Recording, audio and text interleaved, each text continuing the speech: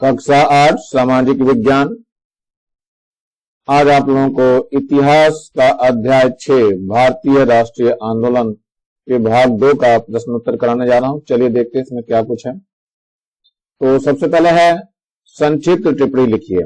Number 1 है खेड़ा सत्याग्रह, number 2 है कंडेल सत्याग्रह, number 3 है अहमदाबाद मिल सत्याग्रह, अगला नंबर है खिलाफत आंदोलन, नंबर अगला है मेपला किसान आंदोलन, चौरा चौरी कांड, प्रतिज्ञा दिवस, जंगल सत्याग्रह, रायपुर षड्यंत्र केस, धारा 144, 1947 का अधिनियम, 1919 का अधिनियम। चलिए देखिए इन टिप्पणियों को देख लेते हैं जरा क्या है।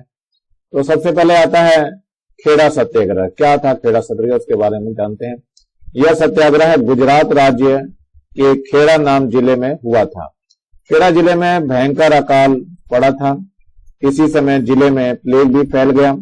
इस दोहरे मार ने किसानों की आर्थिक स्थिति अत्यंत कमजोर कर दी, लेकिन अंग्रेजी सरकार ने बलपूर्वक कर वसूल करना आरंभ कर दिया। इससे मजदूर व किसान वर्ग में असंतोष फैल गया और वे लामबंद होकर आंदोलन शुरू कर दिए। गांधी जी ने इस आंदोलन का नेतृत्व किया। परिणाम स्वरूप सरकार को झुकना पड़ा और किसानों का लगान माफ कर दिया गया। अगला है कंडेल सत्याग्रह। छत्तीसगढ़ के धमतरी जिले कंडेल नामक स्थान पर यह आंदोलन हुआ। इस आंदोलन का मुख्य कारण नहर पानी का अनुबंध और कर वसूली था। महानदी में रौदरी और माडम सिल्ली में बांध बनाया गया तथा नहरें भी निकाली गई। इससे अंचल की सिंचाई की जाती थी। बदले में किसान कर जमा करते थे, लेकिन अचानक सरकार ने 10 वर्षीय योजना किसानों पर थोप दी। उनसे इतनी राशियां मांगी गई कि वे इससे अपने गांव में ही तालाब खोदकर सिंचाई कर सकते थे। इस योजना का किसानों ने विरोध किया। सरकार ने बिना सूचना नहरों से पानी छोड़कर हर्जाना वसूल का दबाव बनाया और पानी चोरी का झूठा आरोप लगाया। फलतः किसानों ने सत्याग्रह प्रारंभ कर दिया। क्षेत्रीय प्रारंभ हुआ और अगस्त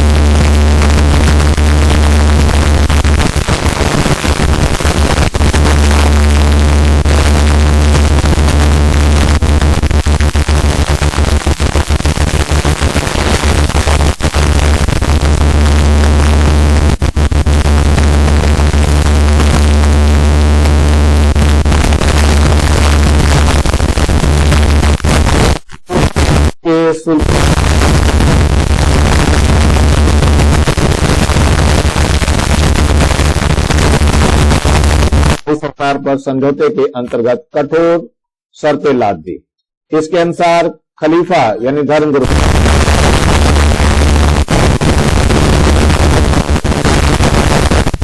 ने कहलाता है।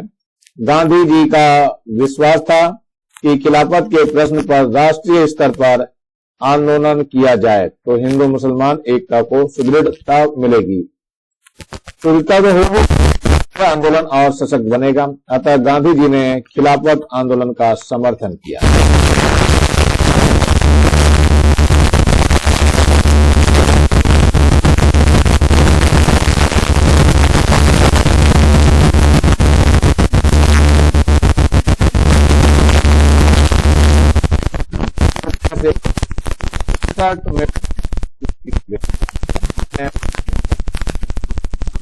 बनाया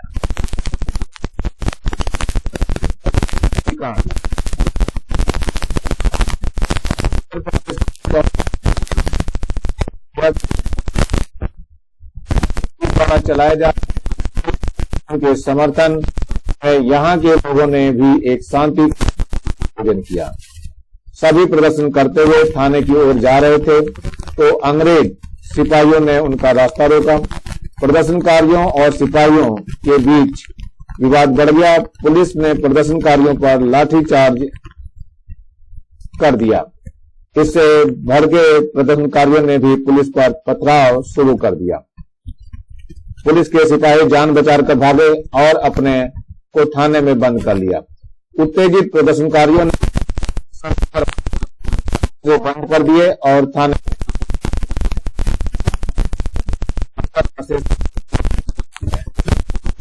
गांधी जी ने जब इतना हुआ, अपने आंदोलनों में हिंसा नहीं चाहते थे, इसलिए 12 फरवरी को उन्होंने असहयोग आंदोलन वापस ले लिया।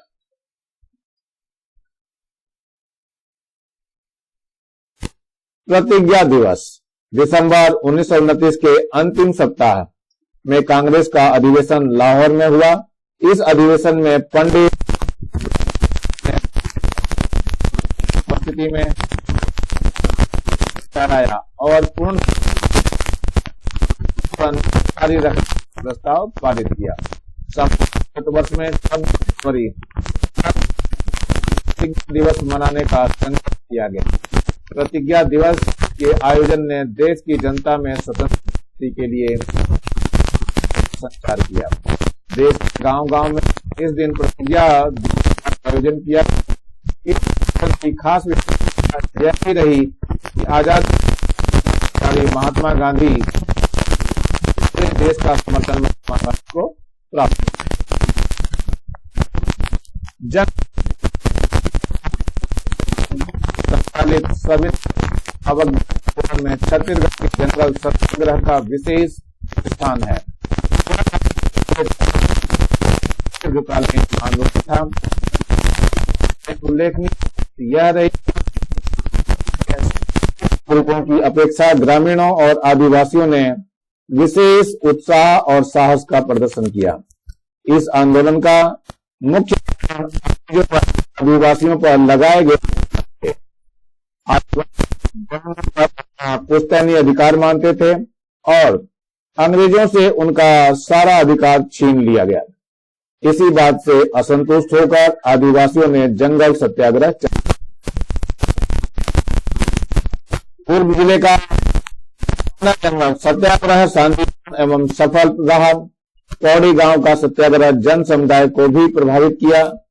रुद्री नौ गांव में सत्याग्रह इतना उग्र था कि पूरा धमतरी तहसील उनके प्रभाव में आ गया। महासमुंद के तमोरा गांव में एक महिला दयावती के नेतृत्व में धारा 144 तोड़कर जंगल कानून भंग किया गया।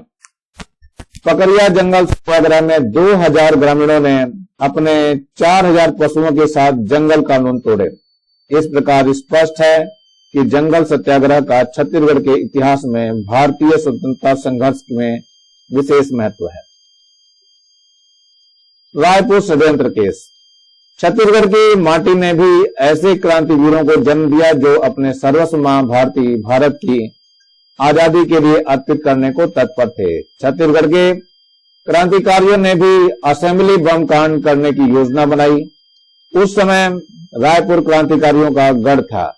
परशुराम सोनी, सुधीर मुखर्जी, मंगल मिस्त्री, सूरबंधु आदि ने अपने साथियों के साथ मिलकर बम रिवॉल्वर चलाना व बनाना सीख लिया और बनाए गए बम को असेंबली में फेंकने की पूरी योजना बना ली। लेकिन इस क्रांतिकारियों को पकड़ लिया गया क्योंकि उनमें से किसी ने पुलिस की मुखबरी की। पकड़े गए सभी क्रांतिकारियों पर रायपुर के अदालत में देशद्रोह और षड्यंत्र करने का मुकदमा चलाया गया। इस अभियोजन में 15 अभियुक्त और 71 गवाह थे। पुलिस ने दबाव पूर्वक गवाहों को क्रांतिकारियों के विरोध में गवाही दिलवाई। परिणाम स्वरूप सभी को कठोर कारावास की सजा सुनाई गई और यह घटना रायपुर षड्यंत्र केस के नाम से जाना जाता है। धारा 144 सामाजिक शांति व सुशासन बनाने के लिए यह धारा लागू किया जाता है। धारा 144 लगाने पर सभा, सम्मेलन या समूह में एकत्रित होने पर प्रतिबंध रहता है। पुलिस की अनुमति के बिना आवश्यक परिस्थितियों में घर से बाहर नहीं निकला जा सकता है। 1947 का अधिनियम, इस अधिनियम को भारतीय स्वाधीनता अधिनियम कहा जाता है। इस अधिनियम के पारित होने से भारत अंग्रेजों के बंधन से हमेशा के लिए मुक्त हो गए। इस अधिनियम से भारत, पाकिस्तान और भारत नामक 2 राज्यों में बंट गया। 1919 का अधिनियम, इस अधिनियम को रोलेट एक्ट के नाम से जाना जाता है। इस कानून को काला कानून भी कहा जाता है। इसका उद्देश्य राष्ट्रीय आंदोलन को दबाना था। इन घटनाओं का वर्णन अपने शब्दों में कीजिए। नंबर 1 है महात्मा गांधी का भारतीय राजनीति में प्रवेश। नंबर 2 है रोलेट एक्ट। नंबर 3 है मकई चौक धमतरी में गांधी जी। और नंबर 4 है जलियांवाला बाग हत्याकांड। तो पहले एक पे चलते हैं, महात्मा गांधी का भारतीय राजनीति में प्रवेश। गांधी जी का भारतीय राजनीति में प्रवेश को भारतीय इतिहास की सबसे महत्वपूर्ण घटना कही जा सकती है। सन 1920 से गांधी जी ने राष्ट्रीय आंदोलनों का नेतृत्व करना प्रारंभ किया। उनकी नेतृत्व शैली व आंदोलनों की नई पद्धति ने राष्ट्रीय आंदोलन को अधिक व्यापक बनाया। इससे स्वाधीनता संघर्ष में एक नए अध्याय की शुरुआत हुई। भारतीय राजनीति में उनका पदार्पण प्रथम महायुद्ध के समय हुआ। उन्होंने अपने व्यवहारिक अनुभवों से प्राप्त अहिंसा और सत्याग्रह को देश की आजादी का ब्रह्मास्त्र बना दिया। दुर्बल शरीर वाले इस दृढ़ निश्चय को भारतीय जनता का इतना समर्थन और सहयोग प्राप्त हुआ कि गोरी सरकार को अंततः भारत छोड़कर जाना पड़ा। रोलेट एक्ट, भारतीय जनता में उभरती राष्ट्रीयता की भावना के दबाने के लिए तथा राष्ट्रीय आंदोलन पर अपना नियंत्रण रखने के लिए अंग्रेजी सरकार ने 1919 को एक नया कानून बनाया जिसे रोलेट एक्ट का नाम दिया गया। इस कानून के तहत यह व्यवस्था दी गई कि भारतीयों को बिना किसी सूचना अथवा आरोप सिद्ध हुए अथवा न्यायालय के समक्ष प्रस्तुत किए बिना ही जेल में बंद किया जा सकता है। यह कानून मानव अधिकार के प्रतिकूल था। सभी को यह अधिकार होता है कि उसे किसी आरोप में गिरफ्तार किया जा रहा है इसकी जानकारी उसे दी जाए तथा उसे अपना पक्ष न्यायालय के समक्ष रखने का अवसर दिया जाए। किंतु इस कानून के अनुसार तो किसी को भी कभी भी और कहीं भी बंदी बनाया जा सकता था। इसलिए इस कानून को काला कानून कहा गया और इसके विरोध में देशव्यापी आंदोलन प्रारंभ हो गया। मकई चौक धमतरी में गांधी जी, 20 दिसंबर सन 1920 को गांधी जी का आगमन मकई चौक धमतरी में हुआ था। गांधी जी ने भाषण के लिए भव्य मंच तैयार किया गया था। उनके दर्शन एवं ऐतिहासिक भाषण को सुनने के लिए जन सैलाब उमड़ पड़ा। गांधी जी जब कार से उतरे तो उन्हें मंच तक पहुंचाना कठिन हो गया। लोग उनके दर्शन के लिए व्याकुल और अधीर हो गए। गांधी जी ने सबका अभिवादन किया। ग्राम गुरूर के व्यापारी उमर शेख ने तो गांधी जी को अपने कंधों पर उठा लिया और मंच तक पहुंचाकर ही रुका। छत्तीसगढ़ के लोगों ने गांधी जी को हृदय में स्थान दिया। जब गांधी जी की सुसज्जित मंच पर भाषण देने आए तो महात्मा गांधी की जय के नारे से आसमान गूंजने लगा था। उनके ओजस्वी भाषण ने छत्तीसगढ़ में आजादी का मंत्र फूंक दिया। यहां उपस्थित महिलाओं ने पार्टी फंड के लिए अपने गहने उतारकर गांधी जी को दे दिए। जलियांवाला बाग हत्याकांड 13 अप्रैल सन 1919 को रोलेट एक्ट के विरोध व राष्ट्रवादी नेता सत्यपाल और डॉक्टर सैफुद्दीन किचलू की गिरफ्तारी के विरोध में पंजाब के अमृतसर के जलियांवाला बाग में एक आम सभा आयोजित की गई। यह बाग 3 ओर से ऊंची दीवारों से घिरा था और मात्र एक ही छोटी गली में आने जाने का रास्ता था। इस सभा में बच्चे, युवक, वृद्ध, पुरुष व महिलाएं हजारों संख्या में उपस्थित थे। तभी जनरल डायर ने बिना किसी पूर्व सूचना के अपने सशस्त्र सैनिकों को गोली चलाने की आज्ञा दी। इस गोलीकांड में सैकड़ों निर्दोष लोगों की जानें गई और हजारों की संख्या में लोग हताहत हुए। इस निर्मम हत्याकांड ने संपूर्ण भारत को झकझोर कर रख दिया। देश भर में इसके विरोध में सभाएं हुई। सभी प्रमुख राजनेताओं ने इस घृणित कृत्य की घोर निंदा की। गुरुदेव रविंद्रनाथ टैगोर ने सर की उपाधि वापस कर दी। जलियांवाला बाग के इस नरसंहार से में पूरे देश में आजादी की आग को भड़का दिया।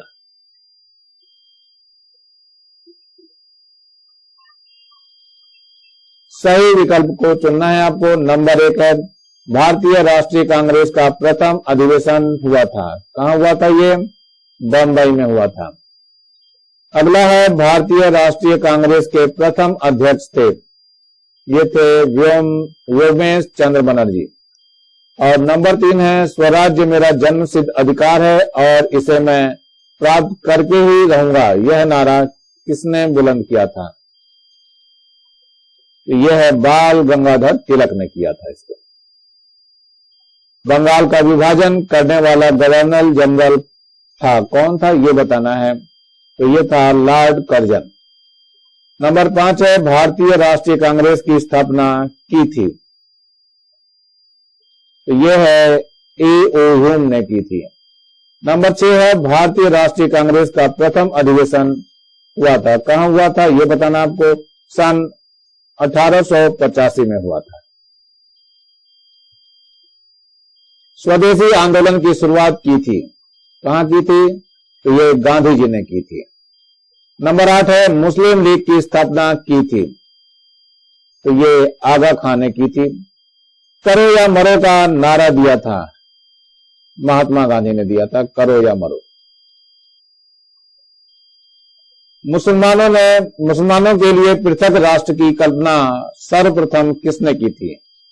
तो यह है सर मोहम्मद इकबाल ने की थी। ये करी थी सर मोहम्मद इकबाल ने की। इसके बाद अगला नंबर है द्वितीय विश्व युद्ध प्रारंभ हुआ था, कब हुआ था द्वितीय विश्व युद्ध? तो यह है आपका 1939 में हुआ था ये। नंबर 12 है अमेरिका महाद्वीप की खोज की थी। अमेरिका महाद्वीप की किसने खोज की थी? तो कोलंबस ने की थी। साइमन कमीशन भारत आया था, तो ये साइमन कमीशन कब आया था? सन 1928 में आया था। तुम मुझे खून दो मैं तुम्हें आजादी दूंगा, यह नारा दिया था, किसने दिया था? ये सुभाष चंद्र बोस ने दिया था। हिंदू मुस्लिम एकता के लिए शहीद हुए, कौन शहीद हुआ है? तो गणेश शंकर विद्यार्थी। ये जो हुए हैं गणेश शंकर विद्यार्थी हुए थे, मुस्लिम एकता के लिए शहीद हुए थे। भारत छोड़ो आंदोलन शुरू हुआ, कब हुआ? ये 1942 में हुआ है। और आर्थिक राष्ट्रवाद क्या है? तो अंग्रेजों की दोषपूर्ण आर्थिक नीति के विरोध में भारतीय जनता का एकजुट ही विरोध करना, ये आपका आर्थिक राष्ट्रवाद है। तो इस तरह से जो है बच्चों ये लेसन अभी बीच में रुक रहा है, इसका अगला भाग नेक्स्ट वीडियो में बना दूंगा, क्योंकि यहाँ पर अब वीडियो बड़ा होता जा रहा है। तब तक नीचे लाल रंग का ये बटन दिखाई दे रहा है, इसको दबा के सब्सक्राइब कर लेंगे और मेरे चैनल को लाइक करेंगे, कमेंट जरूर करेंगे आप लोगों को कैसा लग रहा है, और ज्यादा से ज्यादा बच्चों को शेयर करेंगे जिससे ज्यादा बच्चों को फायदा हो सके। और मेरे इस बेल आइकन को भी दबा लेंगे जिससे मैं नया वीडियो डालूं तो उसका नोटिफिकेशन आप लोगों को मिल सके। Thank you, have a nice day.